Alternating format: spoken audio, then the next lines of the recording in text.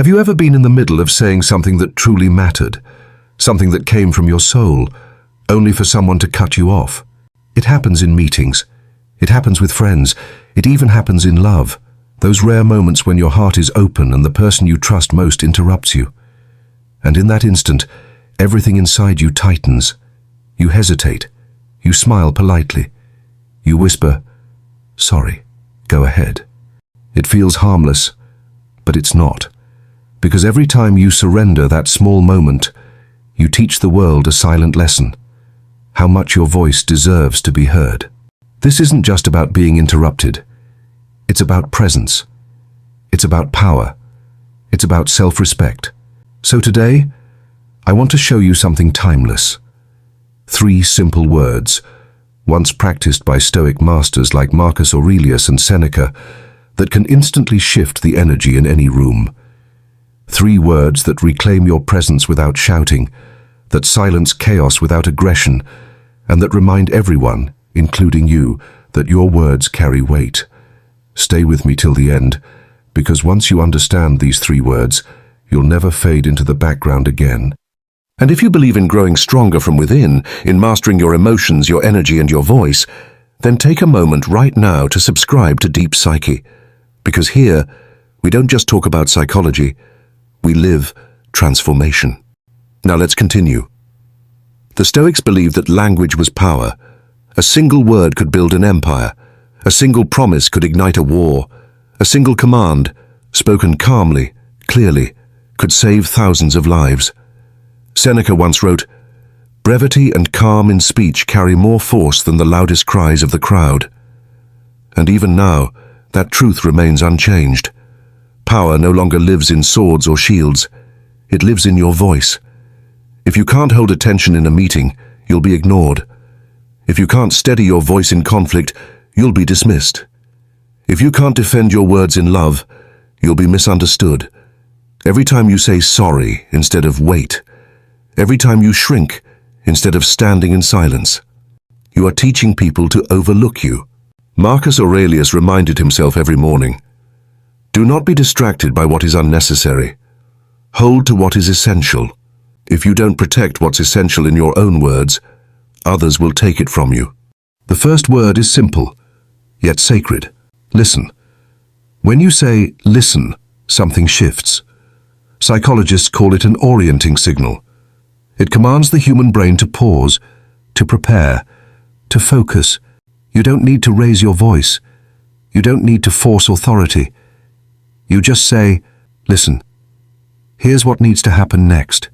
And silence follows. Epictetus used this word often. When his students grew restless, he didn't shout. He'd simply look up and say, "Listen." That one word restored the room. Because true power doesn't dominate. It centers. The same happens in our lives. When you say listen, you remind others that your voice isn't noise. It's substance. But presence requires more than attention. It requires weight. And that's where the second word comes in. Interruptions happen because people believe what they have to say matters more than you. But the moment you say, "The important thing is this," you reorder the hierarchy of the moment. You don't argue. You redefine the stage. Neuroscience shows that when something is labeled important, the mind sharpens. Focus deepens. You no longer chase attention, you direct it. Marcus Aurelius would often silence endless debates with one sentence, "The important matter is discipline." And suddenly, everyone would listen.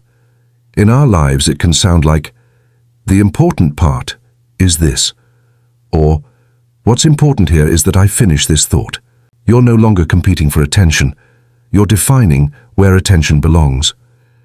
But even importance fades, unless it's anchored in time. That's where the third word transforms everything. Later can be ignored. Tomorrow can be postponed. But now demands attention. Now pulls the mind back into the present, the only moment we truly own.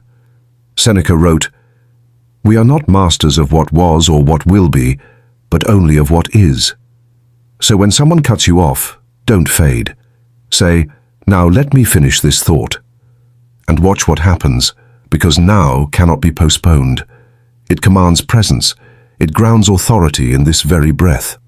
The Stoic teacher Zeno once said, "Now is the time to practice philosophy, not tomorrow." He knew wisdom means nothing if it doesn't exist in the present. And that's your lesson too, to bring the room, the noise, the mind, back to this moment. Now, but there's one word that destroys everything. Sorry. Think about how often you whisper it.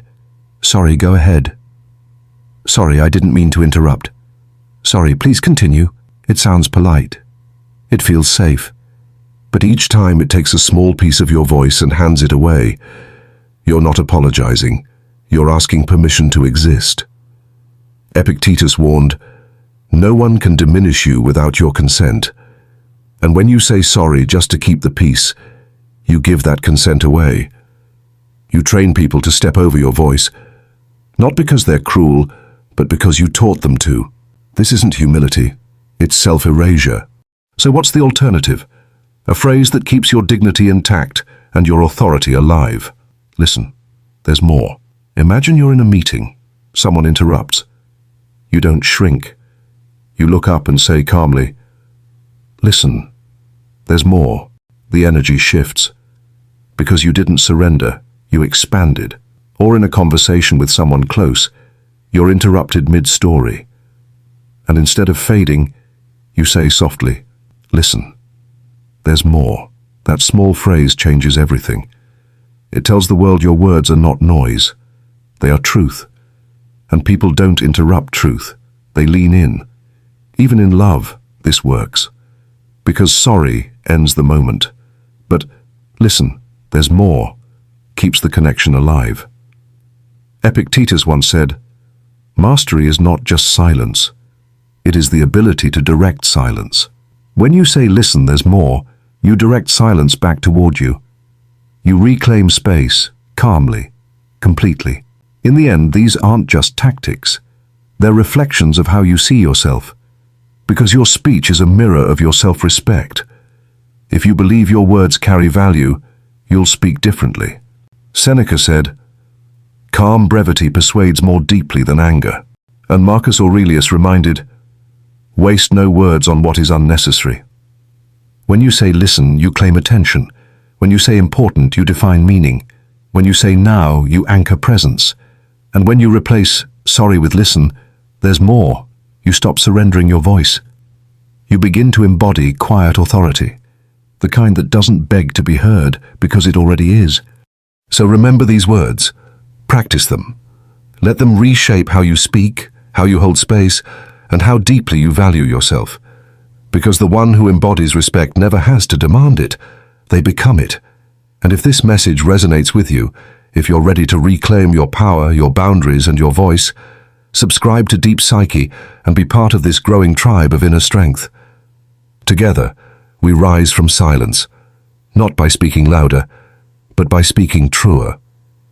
And if this video touched something in you, tap the like button and share it with someone who needs to be reminded.